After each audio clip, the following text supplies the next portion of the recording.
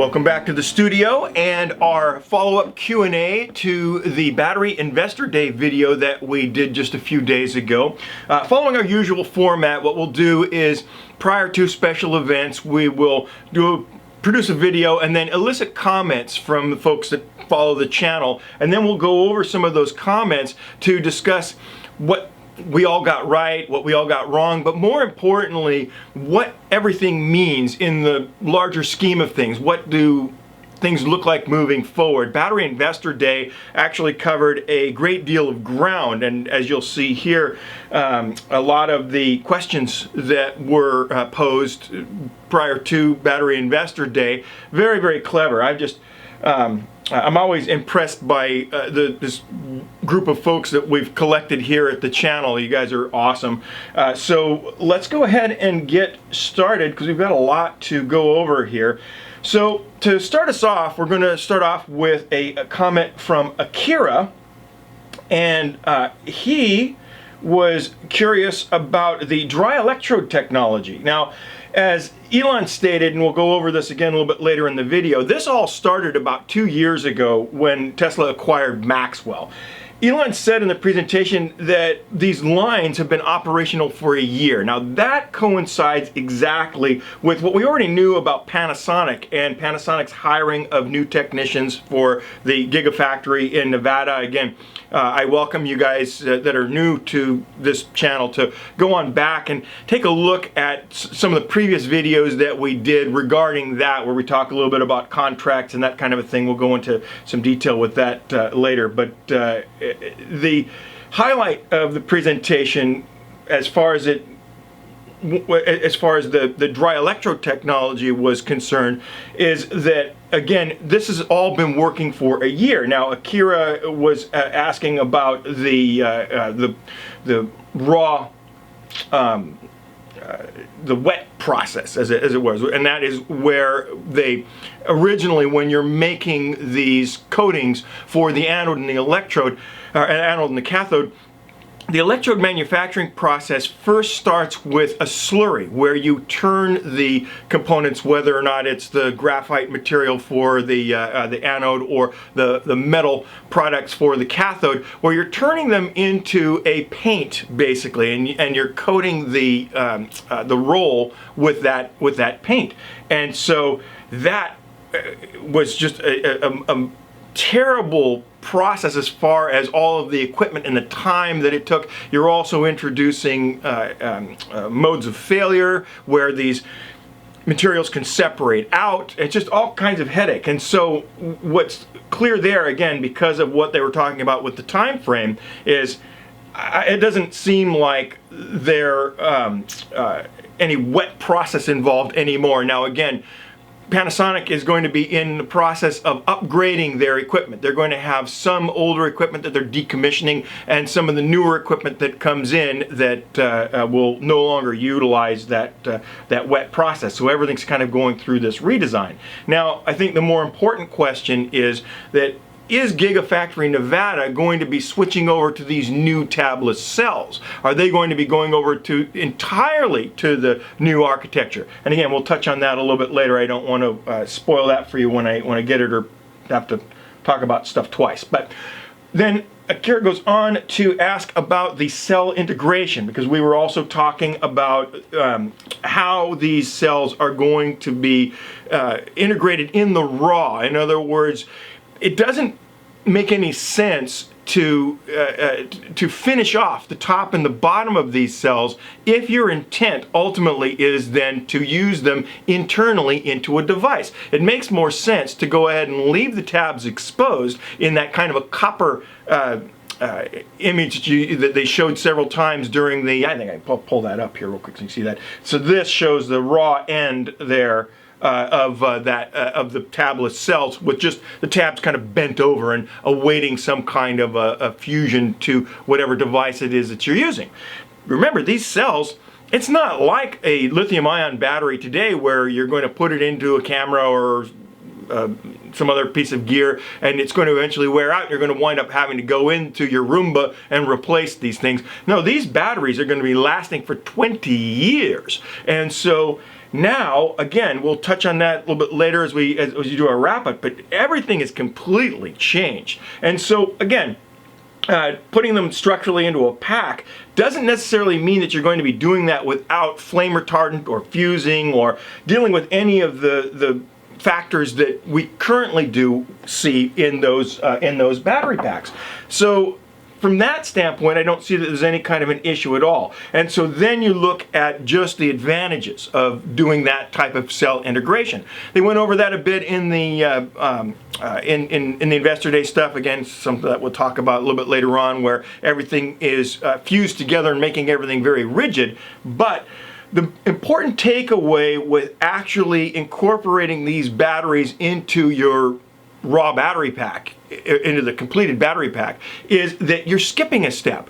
And every time that you can skip a step, you wind up increasing the efficiency of that factory. In small amounts actually wind up adding up. If you wind up having each cycle to get out, if each cycle takes a second less because you're not doing this capping, man, that adds up to an incredible amount of time over the length of a week of manufacture, a month of manufacturing, a year of manufacturing. And so the benefits to working with those cells in the raw way outweigh the challenges that you're going to have of then having to make sure that they're adequately isolated and that type of a thing. Now, the one thing that I do wonder about is that when you have these cells integrated into just the battery, how robust are they to exterior damage? And so they are going to have to do a good deal of destructive road testing and whatnot to make sure that these things are going to be solid enough and not burst in normal kinds of things that you might run over in a car, similar to what we saw in the early days of the other Tesla battery packs. But again, while not insurmountable, that is one aspect of what Akira said that is wholly valid, that as these cars are made lighter, they're ultimately going to have some kind of a trade-off between weight and safety. Now, I think we can all agree that Tesla's going to lean towards safety, at least at first. As with all companies, though, it's not really possible to predict how their current corporate mission statement is going to wind up evolving as we're talking about 20, 30, 40 years from now. And are they eventually going to get to a point where some douchebag decides that they're going to go ahead and cut corners? Maybe. But currently, safety is paramount to Tesla, and that's both for mass adoption. Again, as we saw with the early days, you're not going to wind up wanting to buy a vehicle that's all of a sudden going to burst into flames and burn your house down, and also their corporate survival. Tesla will simply not survive if the new architecture of their vehicle results in some problem with, as Akira pointed out, the fusing or the flame retardant. And so I'm sure that they've done all their testing as far as that goes. And so then finally, Akira goes on to talk about the battery density of the battery. And so this part, it looks like you really nailed it, Akira. We're talking about the featuring of the Plaid Model S. That factored heavy in the Battery Investor Day. I have to disagree that battery density isn't an issue for the cars. I think that overall, weight versus range is always going to be kind of a huge deal. But as far as mass adoption goes, the range is king because it helps remove range anxiety. So people who are new to electric vehicles, the number one thing that they're worried about is, they're going to be in the middle of nowhere and not be able to charge the vehicle. And so eventually we all know that you charge it to the degree that you need, but somebody who's new to electric vehicles, that ability to keep the vehicle charged to 90% and have a bunch of extra range. That additional 100 to 200 miles of extra padding is going to ease their troubled brow, and it's going to wind up being one of those things that just contributes to mass adoption, and it'll be convenient for the rest of us as well. And then again, as they start to learn their vehicles, maybe they do discover that, oh, you know, I don't need all this much range in a vehicle, and you know, maybe I'll go to a smaller electric vehicle. Tesla alluded to the fact that they were going to wind up coming up with a $25,000 kind of entry-level electric vehicle. I expect that one will probably be in that kind of a 250 to 300 mile range. I'm betting that Tesla will wind up setting that as kind of a minimum range, but we'll see how that goes. So thank you, Akira, for that. And so next up is Charlie Bender. And Charlie starts us off talking about what is probably the biggest innovation that was talked about in Battery Investor Day. Again, the thing that we just talked about here, tabless batteries. And so the other person that wound up really chiming in on the same subject is Helen Lawson. And so I'll put her comment up as well. Special shout out to Helen. I always enjoy your comments, very insightful. And so here you see Helen's as well. And so Charlie recognizes the huge importance of that tabless architecture itself. It relates to the performance of the battery, and then all of the things that kind of go along with that, the massive performance elements that we see from the tabless batteries. Now, instead of what we were talking about before is, oh, well, you know, well, maybe we're looking at some kind of a hybrid capacitor, ultra capacitor and battery combo that's going to be able to handle this influx. Well, it looks like what they were really working on, again, was this tabless architecture, where now you don't wind up generating the amounts of heat that you normally would with a standard architecture with the battery. Again, as we discussed in the previous video, and as you all now know from the Battery Investor Day, about not having to travel that extra distance around the coil in order to make it out of the tab. Now it just goes right out the end of the battery. So fantastic. Now, Helen, though, touches on what I think is going to be the biggest issue for these cells moving forward and for Tesla, and that is the patent. Now, the patent has two vulnerabilities. The first is obvious, that being if someone came up with it before Tesla did. Helen suggests in her comment that what was it? I believe it was. She said it was Lucid that. Lucid Technology, she suspected might have come up with it first. But the other is that the innovation is so obvious that then it can't be patentable, because it's just too obvious. It's one of those things where, in a general sense, you couldn't do one thing without then doing this other thing, and so therefore this basic step can't be patentable because it's an obvious step. That has a huge problem, and so we'll talk about that one first. I don't think Tesla's going to have a problem with that, because if it were easy, then everybody would have done it before. And so I think that portion of it is fine. I think that's going to be a solid patent for Tesla. Now, the other question that Helen came up with was that she thought that Lucid might have come up with it beforehand, because Lucid was talking about cooling their batteries top and bottom.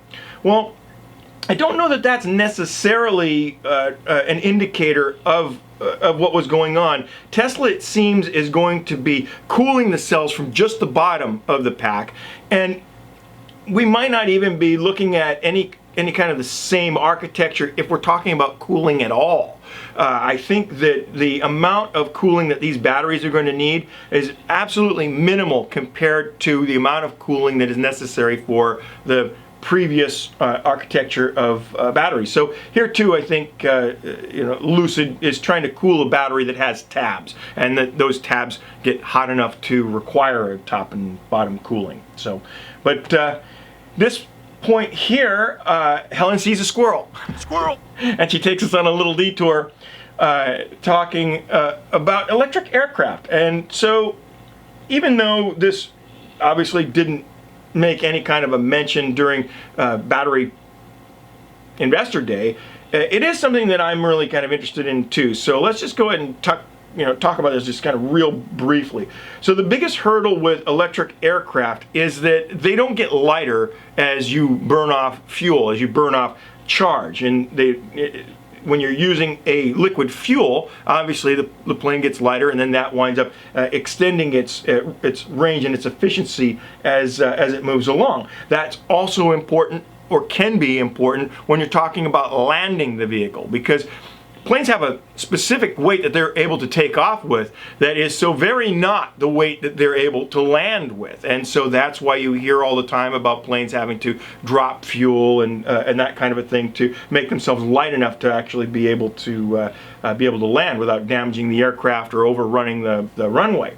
So I see electric power for aircraft used in three key areas. One obviously is the training. If you wind up using electric powered aircraft for training that aren't really going to be flying around for very long, pilot goes up, they do a few maneuvers, they do some touch and goes, they land the plane. That's an incredibly cheap way then of allowing people to get their flight credentials. And I think that that's going to be a fantastic boom to those who are interested in that type of a thing that up till now found flying cost prohibitive to even consider. And so the other one is the short haul kind of manned drone solution. I think that we're going to wind up seeing a lot of electric aircraft in that for doing basically short hops, maybe from a city outskirts where there would be parking to going to specific venues within the city, and then maybe tourist type thing where you take a pre-programmed path through the city. I think that's be kind of neat. And whereas that would cost you a fortune in fuel for something like a helicopter and maintenance as well, because you have the same factors back to that whole training aircraft scenario. If you're trying to run an aircraft or a piston engine plane, there's far more that you then have to then spend in certified mechanics to go ahead and check the thing out. Way less of a financial burden to doing the same types of inspections with electric aircraft. And so I think we're going to wind up seeing those uses. But the last one, kind of one that I was thinking of, was possibly the takeoff and landing for hypersonic aircraft. And let me know if you want to see a video on that. It's just something I've been kind of thinking about, where Elon Musk was talking about using his Starship for transporting people. And that has huge issues, and the biggest one is, how are you going to launch a rocket next to a major city? So I think that with this new energy density, Helen, I do think that they're going to wind up being able to create some inroads into aviation, but I don't think that it's going to be replacing fossil fuels just yet. So I hope you found that little sidetrack fun. But anyway, back to the actual topic. So Helen finishes up with some speculation about the ranges of the cars. So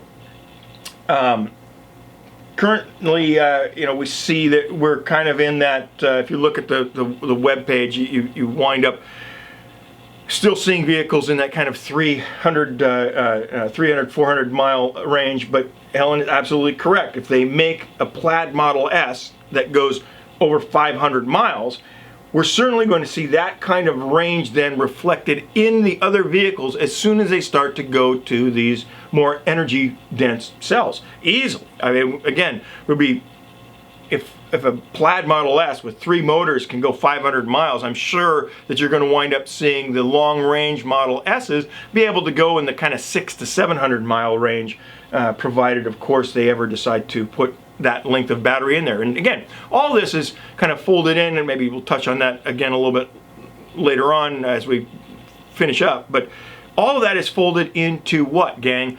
autonomous driving and the taxi industry. And so even though you and I might not drive, all that far during a day, we're talking about now converting these vehicles over to be able to be used as a taxi service. And so the more range you can pack into this thing, the better. Let it drive and let it do its deal without having to worry about stopping and charging in the middle of picking up fares.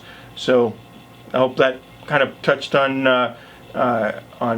Helen's comment, question there. And again, that kind of folds back into also what we were talking about with the purpose and cost. They were talking about that $25,000 entry-level vehicle. Those will probably wind up having ranges of 250 or 300 miles or so, just what we're finding is convenient with the current vehicles that we have out.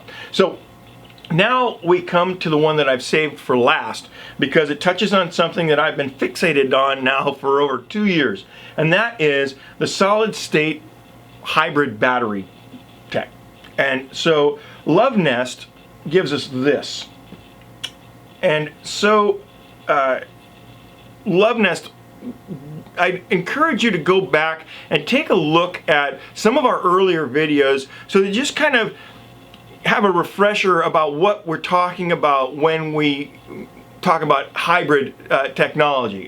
Some of your conjecture here might be due to the fact that we're not communicating about exactly the same thing. So this is kind of a quick explanation of what we've explained in previous videos too. So here's a slide from the presentation. So first, what you'll notice is that they're making a point to show the silicon electrolyte as spheres of lithium, but they don't go to any kind of detail as to how the lithium is bound with the silicon. And I think that this is a bit of obfuscation to mask what they're really talking about doing. And that comes about more in this slide here, where the spheres are gone and now you're left with those rough shaped and very sizes of monocrystal silicon. Well, this last slide here makes it even clearer and is a more direct answer to LoveNest's actual question. It shows the cobalt-free nickel cathode material, and it has those monocrystals of silicon inside them. Now the silicon here is doped with lithium at the time of creation, and that likely being made by that spark sintering technology that we spoke of before, and that kind of explains that random size of those small monocrystals that are shown there trapped inside the spheres that compose the actual cathode coating. So they talk about novel coatings and dopants, but they aren't talking about the electrolyte anymore. In point of fact, they never once used the word electrolyte when describing the battery at any point in the presentation. Well, why is that? Well, the reason is that there isn't one. There is an elasticized ion conductive polymer coating that surrounds these monocrystals of lithium doped silicon, but there's no traditional electrolyte. And the reason for that is that the electrolyte is now in solid form in the silicon. In point of fact, the electrolyte, if we're going to use that term for the transfer point from the lithium ion out initially, the electrolyte is actually the silicon. And so we talked in earlier videos about what their choice was going to be. Were they going to use silicon quartz or were they going to use garnet? Now garnet has some other properties, and I kind of went off on a tangent and hypothesized that they might use garnet because of its magnetic qualities. But here what we see is pretty much what we had described. And so I think what's going on here is that Tesla has to be very careful, and they are either working with Goodenough and Braga and licensing their solid state battery tech with the glass battery that they have, or they're desperately trying to dance around the existing solid state patents simply by not calling it a solid state battery. Now, my guess is that it's the former, that they are actually working together with them. And the reason for that is because Tesla's making a huge factory in Austin, Texas. That's the home of where those patents currently reside, at the University of Texas at Austin.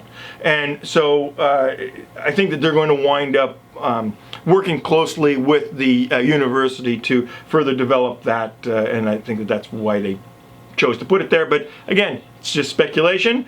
Love to hear what you think of that in the comments. But I think that Tesla has developed a hybrid battery that, teamed with those new tablets, that new tabless architecture, is going to lead to a massive leap forward in cell design over the next 2 to 4 years. And again, that kind of coincides with what Tesla was saying about the ramp up of their battery facility. I think that though it came out that they are actually currently putting the large cells into current products that they're offering, I still think that there's going to be a lot of tweaking going on between now and the time when they actually start to put them in the cars. So lastly, let's go ahead and do a just kind of a quick recap. Now, as I watched Battery Investor Day, I just jotted down some quick notes. And so I have those notes here in the raw. And so I'm going to just finish off this video by really quickly going over those highlights.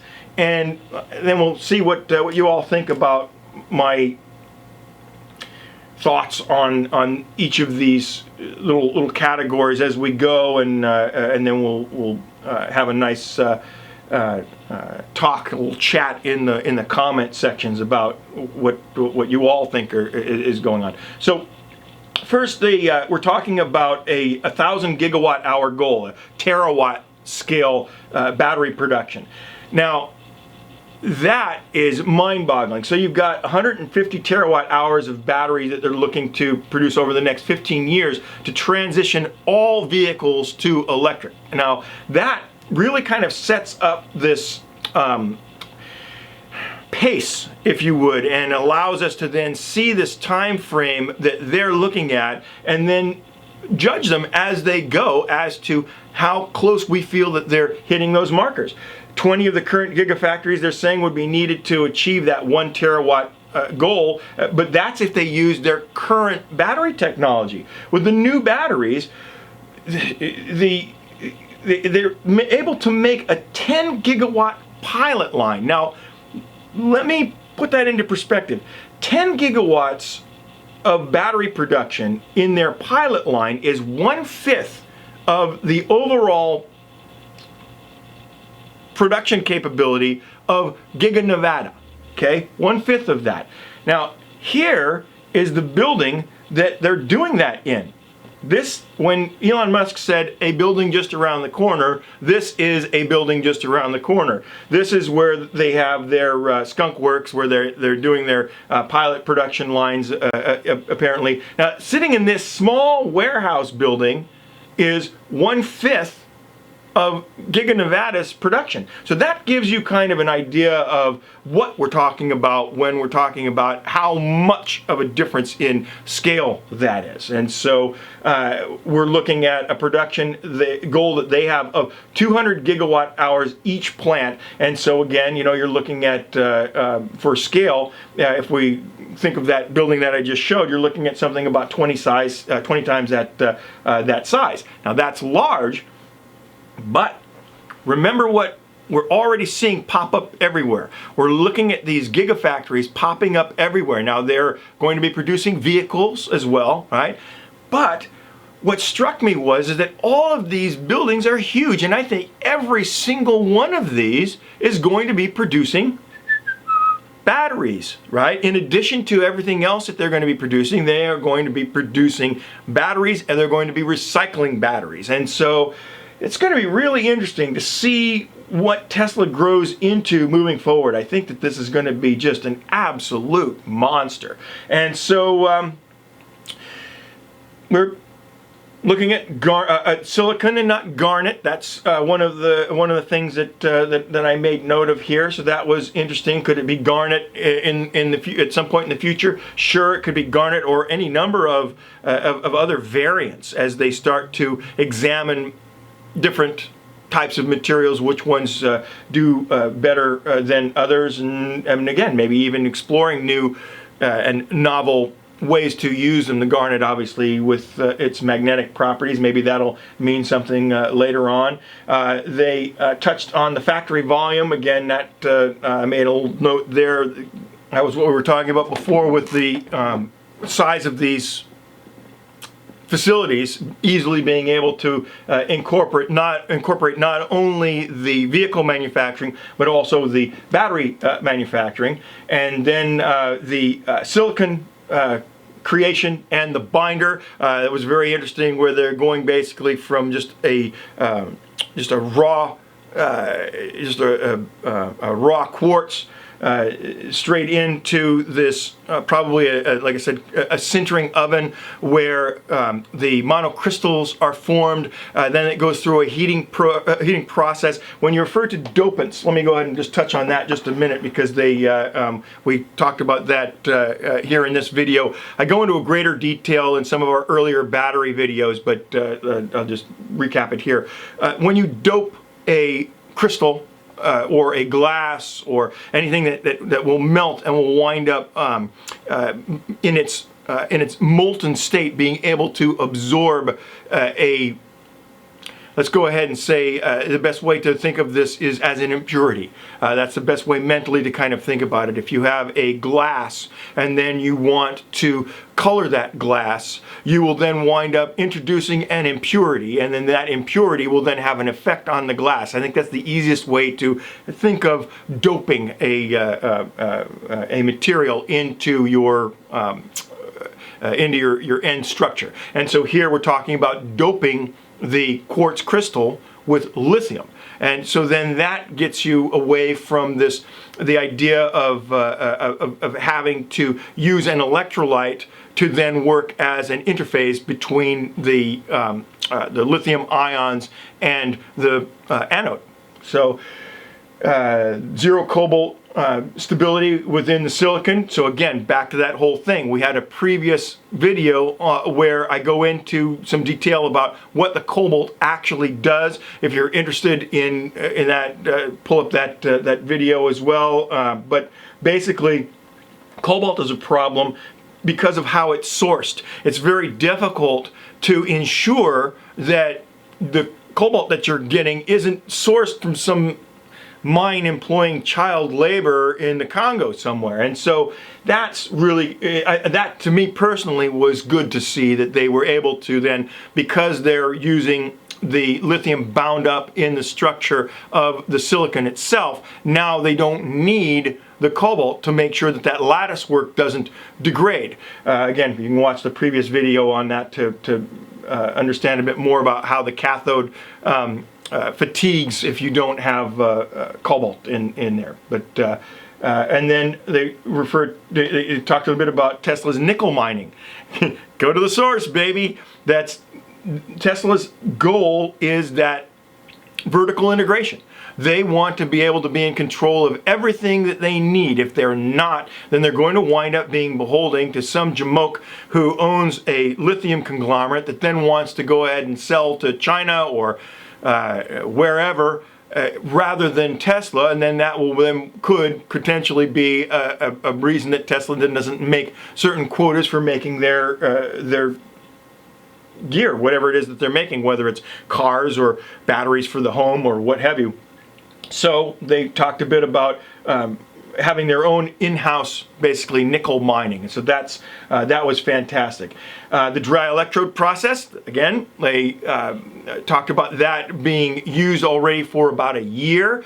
That makes sense, because that was what I saw from Panasonic as they were advertising for engineers at their gig in Nevada that were going to be associated with that dry electrode line. Again, I know that now in retrospect. At the time, we were simply talking about contracts. Again, I'm pimping all of these previous videos that we did, because I think you'll find some of those really interesting. About a year and a half ago now, people were very concerned about all of the fear, uncertainty, and doubt that was being pumped into the news cycle to try and harm Tesla's stock. And a lot of this, I think, was probably done by the short sellers. I'm not going to go into too much speculation as to why they were doing it, but that's what they were doing. And so they were kind of leveraging this thing of, oh, Panasonic's contract is ending, and there's all this tension between that, and Tesla's in trouble because now they... No.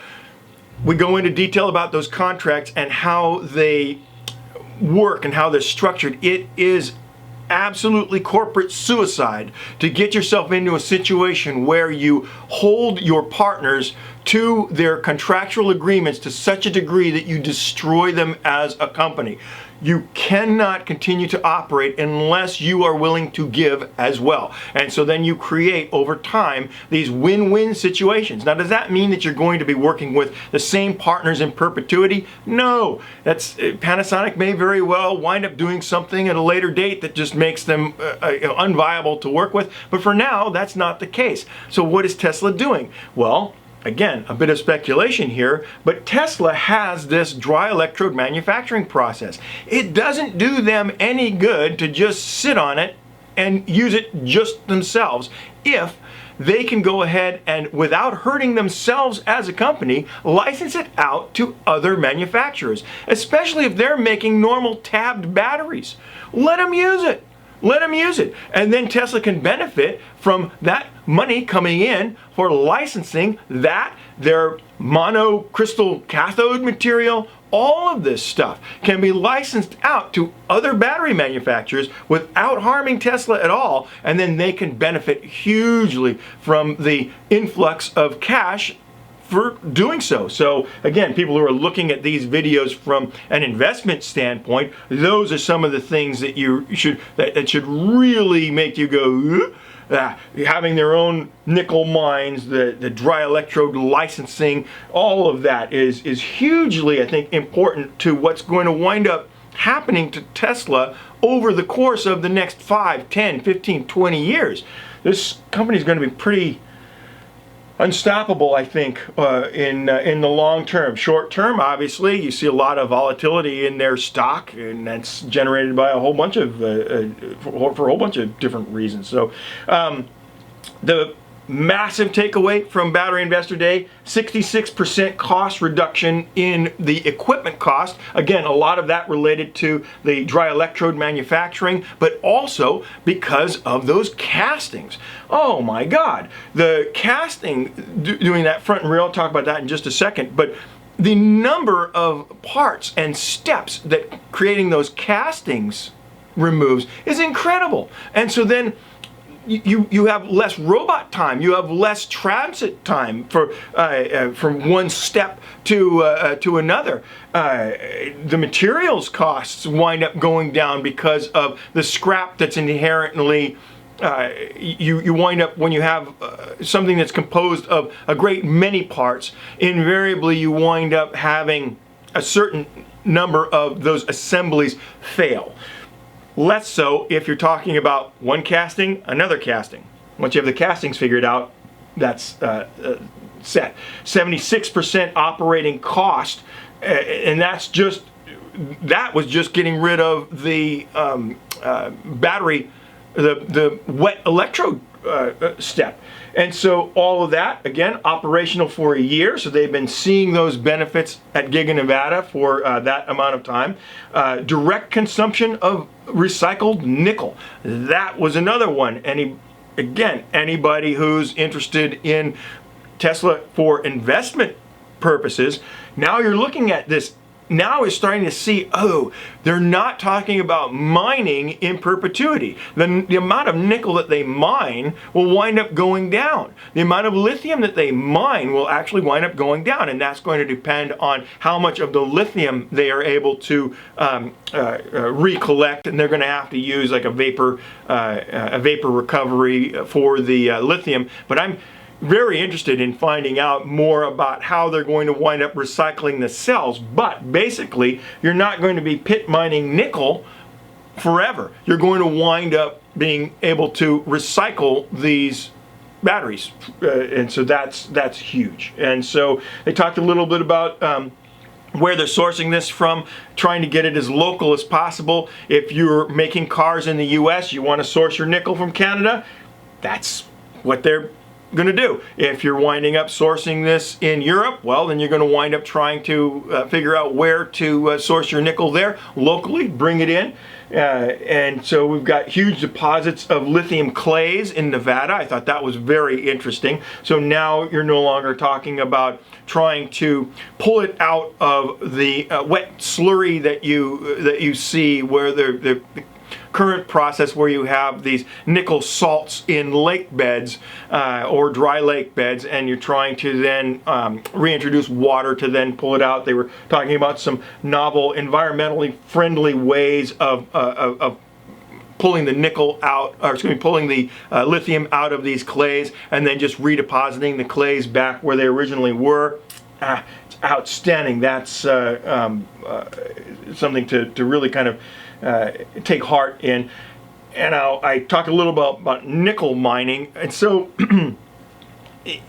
I may do a follow-up video to this where we talk a little bit about nickel mining. Nickel mining is nasty as you can possibly imagine, and that's because of the way that it has to be processed, the way the ore needs to be processed. I'll do a later video on that. So I think if there's any negative to what we were seeing there is that we have to be very environmentally conscious at how we pull out some of the materials, and I think that there's possibly room for improvement in some of what's going to have to be involved in the nickel mining. And again, I'll do a later video on that, and we'll talk a little bit about what's necessary to do that. But lithium isn't like oil, it's recoverable. And so again, that's a huge part of each of these factories is going to be devoted to the recycling of all of these materials. And so we're going to see, like he said, full-scale recycling in the fourth quarter of 2020 in Nevada. Man, that's huge. That's this year. That's the end of this year that they're going to be doing full-scale recovery. So I would very much be interested in seeing news articles on that, and so I'm going to look for that and try and present the information that I can to all of you to see how good they're doing that. Are they able to, again, the key thing that I'm really kind of interested in is how are they reclaiming the lithium. I'd really love to see if they were able to reclaim that. So, but currently they're going to have to remove the cobalt from those cells. It doesn't look like they're going to be using cobalt moving forward, and so to any other battery manufacturer that uses cobalt, they're going to wind up being a source of clean cobalt. Again, investor alert. So let's talk last about the strengthening of the chassis by strengthening the battery. So that now allowed them to be able to have a casting on one end, a casting on the other end, and instead of making this massive structure in the center of the car to make it rigid and accept a battery, now they're able to make a structure that simply needs to support the car at rest when the battery is removed to be changed. And then the battery becomes bolted back into the vehicle, becomes again a structural member of the vehicle. That's absolutely huge. I am interested in finding out whether or not this new manufacturing technique will migrate to the Model S, the plaid version. I'm interested to find out whether or not the plaid version is going to be manufactured using this new two-casting single battery architecture. And the reason for that is that all y'all that have existing Model S vehicles like I do, I want Tesla to be able to retrofit my battery so that I can take advantage of the additional density. I bought in early with Tesla with the knowledge that I am supporting them as a company. They did an absolutely fantastic job with the warranties that they offer. I am 100% satisfied with the vehicle, but I think that it would be really, really cool and a wonderful way to honor the existing customers for their vehicles if they would ultimately retrofit battery packs that we could use that would extend our range and also then extend the lifespan of our vehicle batteries, because again, these batteries are going to be lasting for 20 years. I would love to have a 130 kilowatt hour battery that will last for 20 years. So Elon, if you're watching this video for some reason, if somebody tapped you on the shoulder and said, hey, watch this, please please consider retrofitting those batteries for your existing customers. So that's about it. Conclusions, basically that, what Tesla is telling you is that it's going to take them about 1.5 to 2 years to get to be where they want to be as far as the battery capacity, and the manufacturing technology is still kind of in its infancy. There's going to be a lot of changes I can see, and so that's one of the reasons why after Battery Investor Day, people that were not in the know,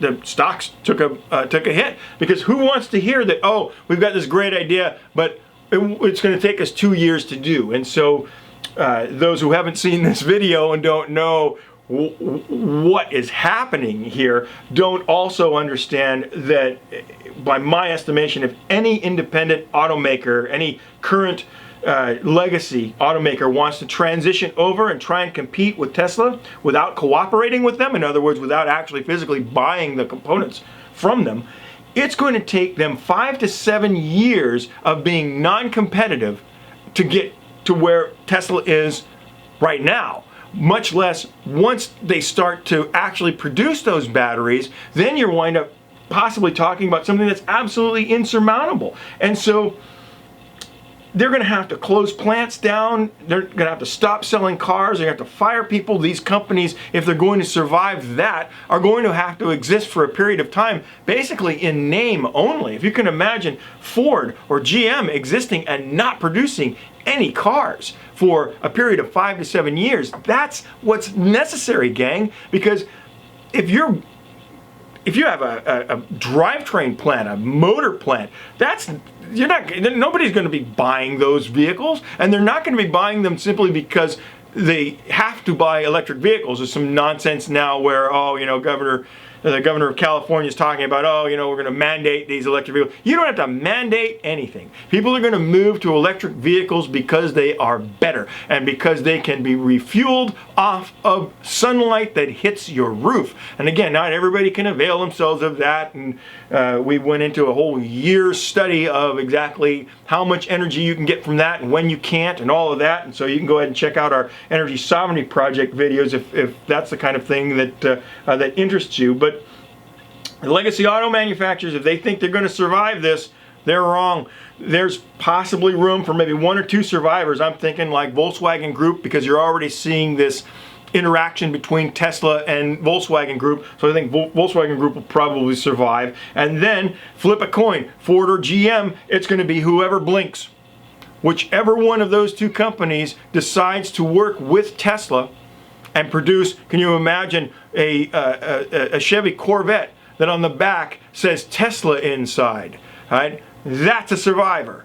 That's a survivor. That company will survive. The companies that do not work with Tesla will find themselves so far behind in battery manufacturing that they simply can't keep up. And that is the overall takeaway from Battery Investor Day, is Tesla is doing what nobody else is doing. They are and have been and will be investing in the very component that is absolutely essential for mass vehicle adoption and also mass solar adoption in the home, and that is the friggin' batteries. So it's a bit long-winded video. Thanks for sticking with us. I hope you found this interesting. If this channel is new to you, please like and subscribe. We'll be banging out a few more videos as we can. As you all know, my current situation is such that I'm not able to get to the studio as often as I like, especially with videos like this that take a little bit longer to put together. This video is actually brought to you by a friend of mine, Lita, who is hanging out with my mom, so that it allowed me enough time to actually get to the studio here and take care of you guys and get this out. So thank you, Lita, and we will see you all again next time.